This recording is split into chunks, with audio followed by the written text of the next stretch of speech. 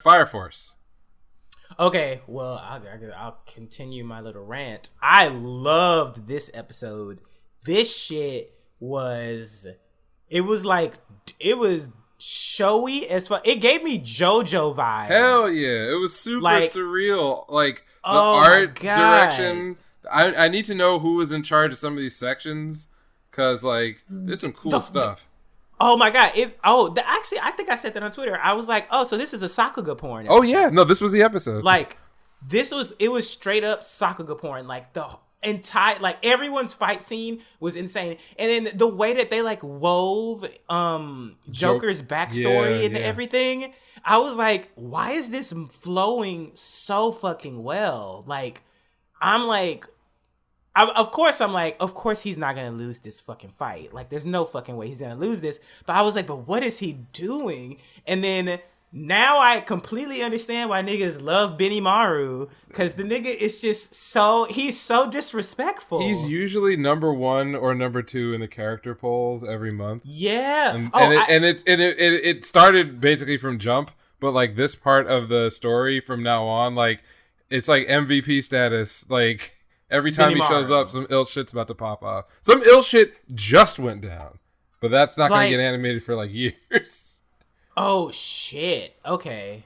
God. I'm looking at it and I'm just like, bruh, like, what is happening? Like, damn. Like, that, yeah. I couldn't even take notes on the episode because I was just, my eyes were glued to the fucking screen. Right. So it's funny because, like, if you really did take notes of the episode, this is what it would say.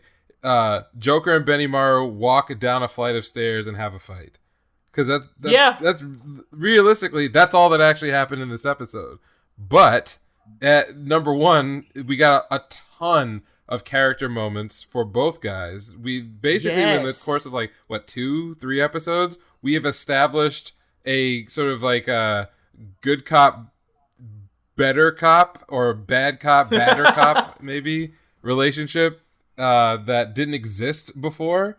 So now it's like the idea of, like, Joker and Benny Maru as a team is, like, all the way in there. Like, they have that couple of times when it's clear they could almost just snap and kill each other.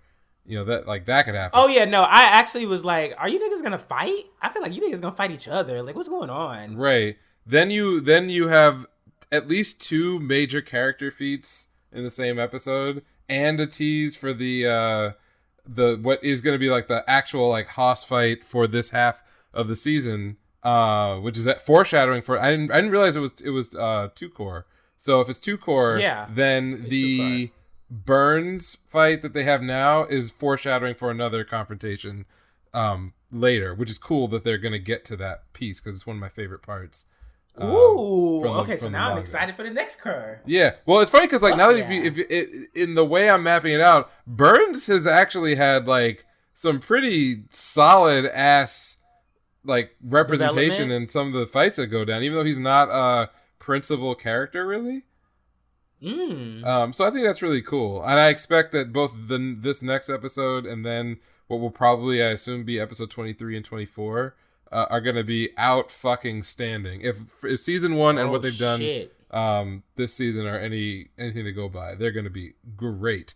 But I really loved that they continued that, like, noir jazzy feel for the whole episode. The psychedelic fucking right trip. The fact that this man had the ganja weed and fucked everybody up. He's like, yo, in fact, that was a good payoff for the moment when, like, they tried to take Benny Maru down with, like, some fucking sedative, and then he's like, nah, that shit. When he tried to explain it, he was like, what doesn't work on me doesn't work. I mean, what the fuck do you want me to tell you?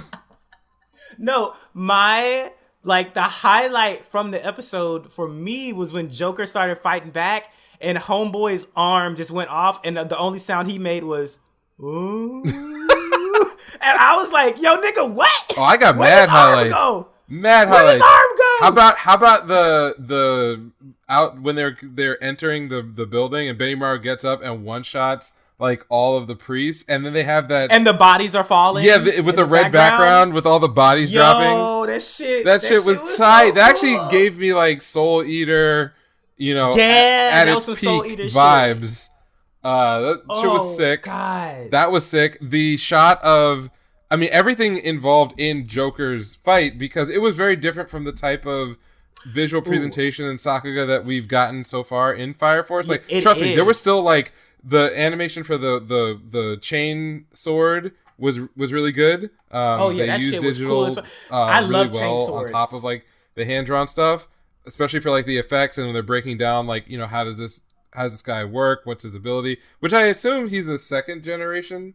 The dude he was fighting, right? I think it seemed as though he was second generation. I think he was a second generation. I didn't think that he was igniting the flame himself. No, I didn't get that feeling either. But in any case, like, they broke that down. But then when they sort of ran out of their patience with the traditional sort of, here's a fight breakdown, our guy's getting beat up, and now we're gonna have the comeback. When Joker started, as soon as his clone showed up, and then the animation changed, I'm like, nigga, you washed. Goodbye. Yes. It is the end for you. Good. Ooh, it was so good. And then I really like, okay, so I do have a question. Did he rape Joker? Yes. Okay, because when they showed that scene and he was like, yo, come to my quarters and blah blah blah, and I was like, why is this giving like BL vibes, but like the tragedy? Yeah, they dialed it back for not very far back, but they definitely were less explicit about exactly what happened to him. He does get raped by that guy. As soon as they showed them in the room and I saw I saw that they were both topless, I was like, I've seen this so many times. Yeah. Fire Force, what are you doing? Yeah. What are you doing? And then when he fucking grabbed his shoulder and that I turned around, I was like, he raped that nigga. One of the things that they do in the manga that they just cut out for time. So yes, that occurs, but there's more scenes afterwards of them being forced to like work together, where you really get the feeling that Joker is biding his time to murder this man. Like, he has never let it go. He wasn't broken by it at all. It was the exact opposite. Yeah. Like, that was the moment it gets solidified in him that A, he's got to get out of there, and B, one day he is going to kill this dude. Yeah. I mean, they encapsulated that very well in the episode. Yeah. Like, what they gave me was more than enough for me to basically be like, oh, this explains a lot. The dead family and shit on Contact. There was a little teeny bit more, but not that much more that you would need to really get into it. Yeah. No, this episode, like, this tops the Maki episode for me, to be honest, because it was just, it was so good. I mean, I'm never gonna let that Maki shit go though. Oh no! Oh, I will forever. I like how she just casually killed those men. The bones cracking when they hit the wall and shit. I think it was the first guy, right? The first guy who gets like Krizacked. You're just like, oh, he's dead. Like, it was so, and it was the first time seeing her use the fucking apparatuses. I was like, bruh, she's overpowered. Yeah, I took her mad serious at that point. I mean, she was always like a cool side character, but like, as soon as it was like, oh yeah, you give her this shit, and she can do some fucking damage here. Bruh, I was like, oh my god. I mean, that's how I felt about everybody. The first like Nether part of that arc is really where I became a solid fan of the series. When I was reading it, like, I was like, oh, this is cool, this is tight, but everybody got some ill shit. Like, Dr. Giovanni as like a initial villain was actually super cool to me. And then to have like all the various things that went down with the White Clads, everybody got like some moment where they were doing some crazy nonsense. So we're leading up to another mini arc where similar stuff goes down. I think now that you're like hyped to the moon, you're about where you're going to, that it doesn't really exceed that level of hype, but it's such a good all-around show. It's been a good all-around show it's been good. I feel like it's paying off. Like, I'm getting so many payoffs from the show, because I definitely remember watching it during the first season and being like, I mean, I like the show, but I'm definitely not like dialed into it as much as I am but other things. And now I'm just like, bitch, like, this is so fucking good, back to fucking back. Like, god damn. And I also really, really liked how they used the shadows in this episode. Oh, too. yeah. that was so fucking cool how they like. Well, there were several scenes with it, but I really liked the one where they like opened the door and their shadows were like super like enlarged compared to them, and like, but their silhouettes are like really small, and I was like, oh, this is definitely like a play on meanings. Like they're like basically like these two are monsters. Yeah, like, people. There was some. They had. I mean, obviously the material they're working from is also as iconic. Like it's really good. These are some good chapters. But they also just got people on that production staff or brought in some artists for this episode that put put some fucking stank on it. They put their listen, that psych out scene. I legit was like, we're in JoJo. Yo, the clowns in like rainbow colors and shit. Yes, like we're JoJo. Like we're JoJo. We're full on JoJo. I just want to also make a note that like this is the first time that A, I was reminded that his name is Joker, and B, he is not the Joker. This is not a play on any character. No, he's got his own shit going on. Yeah, I didn't. Wait, do some no, people, but like there's a visual temptation. Like if you're an American and you're sitting there and watching. I mean, look, this is you have a chaotic neutral, chaotic evil character named Joker who goes around murdering people, and then you've got a scene. If I'm just saying it in words, where like he sprays a gas on someone and a bunch of clowns show up.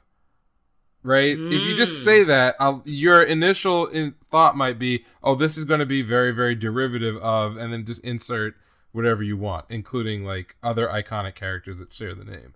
But in fact, when you watch it, he is so well produced as a character that you're actually impressed that this isn't biting some shit. You know, it's the same idea. It's playing with similar themes. But it is like it shows what a good job was done up to that point of establishing Joker as his own guy, which I liked a lot. Yeah. And also sidebar, on the BL thing, I had forgotten this, but did someone send me a DM or something? Basically, Okubo worked under Ayamine, who's a guy who did Get Backers, which was like a shonen series that kind of became a BL. Oh yeah, you recommended that. Yeah, it kind of became like a BL thing on the internet. So it's just funny that like there's a tangential connection there.